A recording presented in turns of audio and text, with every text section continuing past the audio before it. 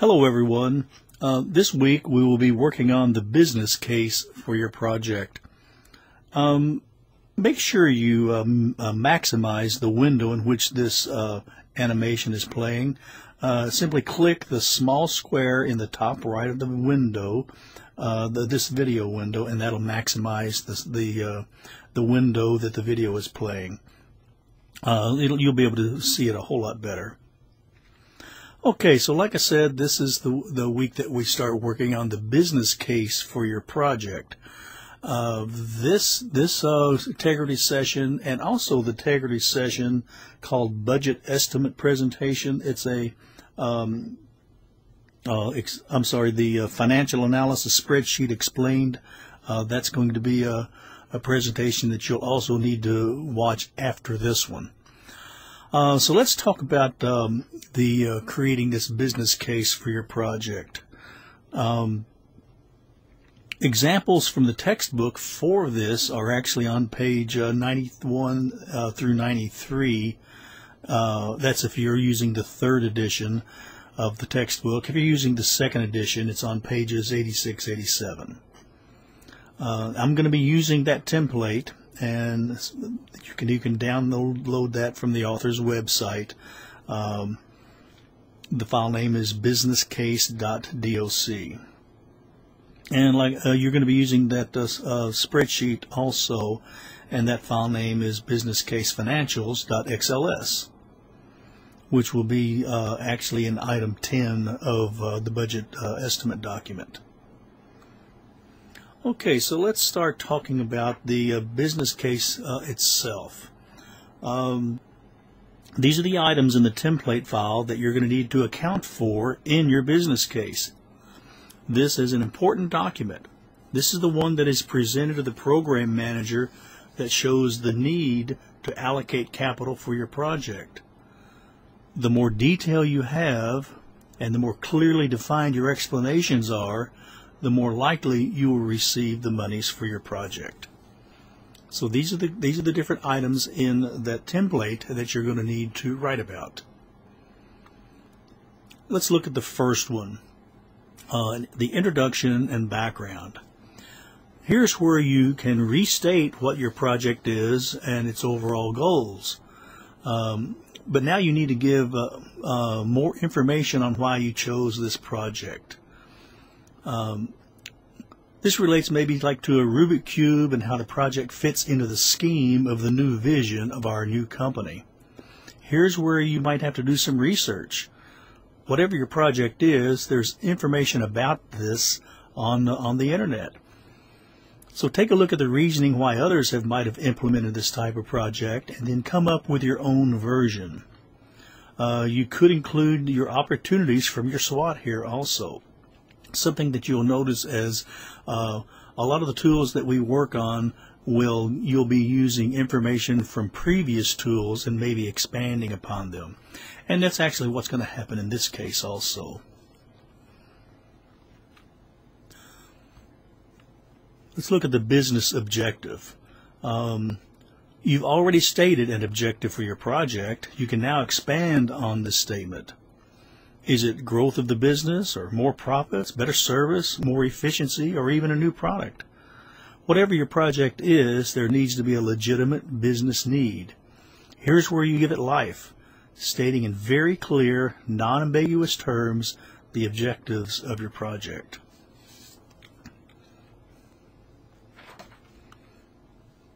We now look at the current situation and a problem or opportunity statement.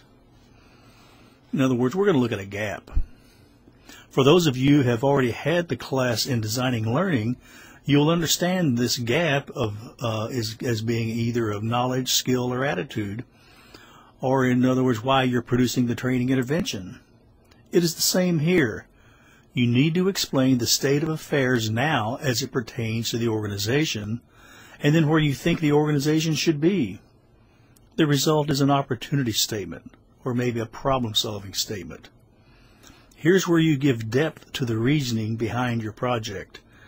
In other words, the current situation in the company is this, and we think it can be highly improved upon by our project.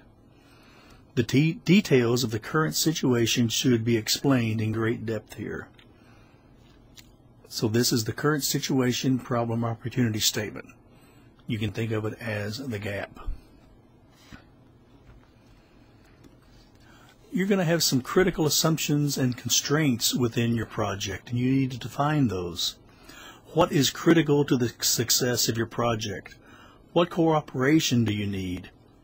Here's where you can be creative and state what you will have access to within the organization, or for that matter, what you will not have access to. Will you have access to personal records? What level of communication do you need in order to organize your project? So you need to state these as the critical assumptions that are really actually critical to your project, and any constraints that you might have.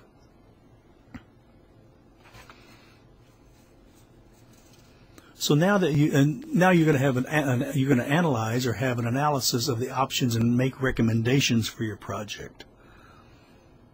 So now that you've documented your current situation and problem or opportunity and have established your critical assumptions and constraints, you can now analyze this information and then make a recommendation at what level you should proceed with your project. The options are maybe do nothing, the problem is not as bad as we thought, or you might have a project with limited resources and therefore limited risk, or you could have a project with maximum impact, maximum risk and reward. So all of you are going to need to select that third option. You want to have a project with maximum impact, risk, and reward. So you need to state in terms of your project why you chose option 3. So now you're going to analyze your options and make recommendations on how you should proceed with your project.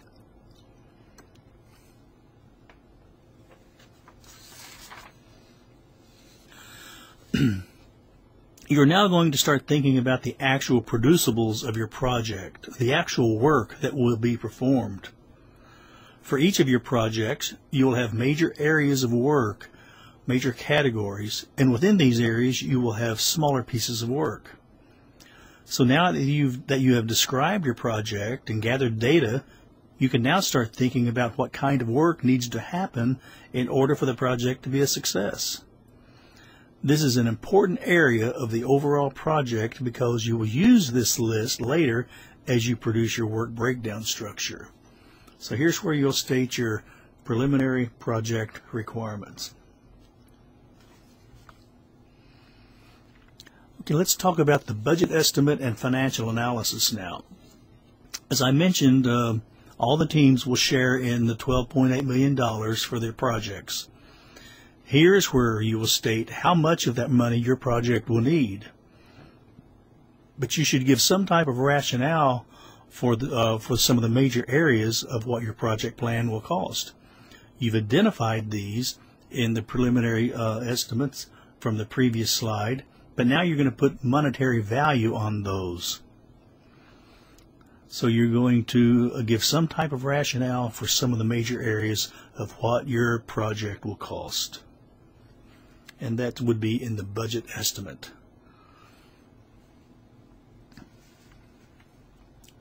Let's look at the schedule estimate. Now there's no need to pull your hair out over establishing a budget estimate, but you will pull your hair out if you don't provide a good estimate on the cost of your project. So now that you have a ballpark figure of what the project plan will cost, you now need to spread it out over 4 years. This corresponds with the business case financial spreadsheet.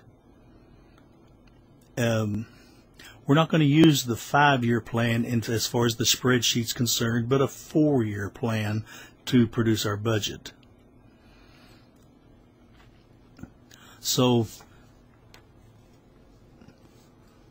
let's look now at the potential risks involved. There's always risk involved in a project, no matter what the size. The larger the project, with its demand on capital and justifiable results, the more important it is to define the risk and establish how this will be planned for. The strategies to manage risk could include transferring the risk to another party, avoiding the risk, reducing the negative impact of the risk, and accepting some or all of the consequences of a particular risk. This section of your business case identifies the various risk items. Later on, you will produce an actual risk management document in more detail. Again, all you were doing in this section is identifying the risk items.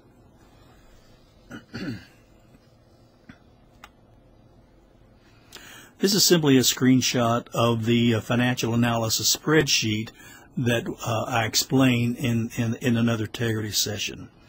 So this is the budget estimate form, and how you're going to explain each one of the items in that form. Now in item 10, we're going to use a financial analysis spreadsheet. So you can go ahead and close out of this session, open up the one that explains the financial analysis spreadsheet.